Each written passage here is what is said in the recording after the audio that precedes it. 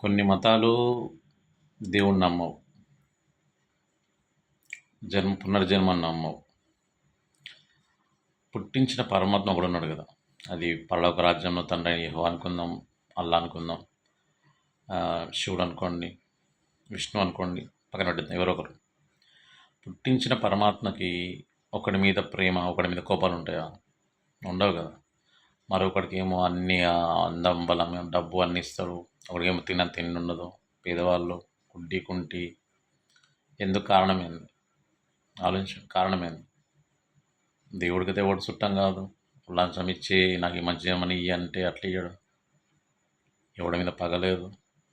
కర్మ, మనం చేసుకున్న కర్మను బట్టి మనకి జన్మలు వస్తాయి. జన్మలో కష్టాలు, బాధ, సుఖాలు అన్నీ వస్తాయి. అది మన కర్మ. దేవుడు మన లెక్క ప్రకారం మనకి ఇచ్చేస్తాడు. అనుభవించాలి. తెలుసుకుని సత్కర్మలు చేయాలి, మంచిగా బతకాలి. మన బతుకు మనం బతకాలి. ఎవరి గురించి మనం చెడు చేయొద్దు, చెడు ఆలోచించవద్దు. వీలైతే ఒక ముద్ద అన్నం పెట్టు, లేదా అన్ని ఇక్కడ నువ్వు చూసుకో.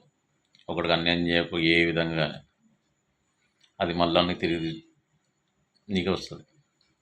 అలాగే నువ్వు మంచి చేస్తే, నువ్వు ఒకడికి మంచి చేస్తే ఆ మంచి నీకు ఏదో ఒక టైం నిన్ను కాపాడుకుంటుంది. అది సృష్టి నియమం. అది ప్రతి మనిషి నన్ను ఎవడు చూడట్లేదు అనుకుంటాడు తప్పు చేసినప్పుడు. కానీ పంచభూతాలు చూస్తాయి. దేవుడిని కనిపించవచ్చు, పక్కన పెట్టు. గాలి సాక్ష్యం, సూర్యుడు సాక్ష్యం, ఆకాశం సాక్ష్యం, పంచభూతాల సాక్ష్యం.